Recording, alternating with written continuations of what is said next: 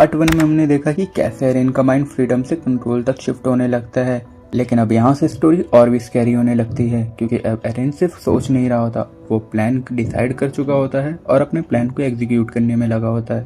अब एरिन के अंदर एक फाइनल बिलीफ लॉक हो चुका होता है और वो होता है रम्बलिंग।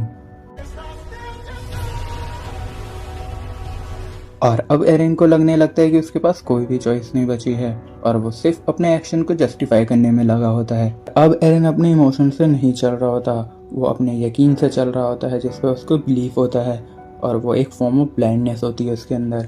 और एरिन के केस में यही चीज़ सबसे स्कैरी होती है कि एरिन अब पेन फील नहीं करता, ना ही अपने डिसीजन का और ना ही उनकी कॉन्सिक्वेंसेस का।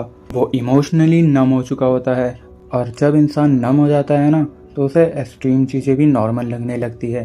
पहले जो बातें उसे रात भर जगाए रखती थी अब वो उन्हें बिना सोचे इग्नोर कर देता है। पहले उसके अंदर हर लाइफ की वैल्यू थी, हर सेक्रीफाइस का वेट था, लेकिन अब उसके लिए ये सारे इमोशन बैकग्राउंड नॉइज बन चुके होते हैं। वो अब लोगों को अपना एनिमीज नहीं देखता जैसे पहले देखा करता था, वो अब उन लोगों को सिर्फ अपना एक ऑब्स्टिकल देखता है और ऑब्स्टिकल्स का साइकोलॉजी बहुत ही सिंपल होता है, उन्हें रिमूव करना होता है। एरिन के दिमाग में भी यही होता है, इसीलिए उसके एक्शन इतने टेरिफाइंग लगते हैं क्योंकि अब वो गुस्से में नहीं होता, ना ही वो रिवेंज मोड में होता है। गुस्सा तो इंसान को इम्पल्सिव बनाता है जैसे एरिन पहले था, लेकिन ये एरिन अलग होता है, बिल्कुल काम, बिल्कुल फोकस। और अब एरिन ये सब सोचना बंद कर देता है क्योंकि उसने अपना डिसीजन ले लिया होता है कि जो भी करना पड़े उसे सिर्फ अपने गोल तक पहुंचना है। लेकिन हाँ, यहाँ पे भी एक ट्रुथ रहता है, एरिन ने कभी भी अपनी ह्यूमैनिटी लूज नहीं की थी, वो बस अपनी ह्यूमैनिटी को इग्नोर करना सीख गया था। उसके अंदर गिल्ट था, डाउट था, फियर भी था।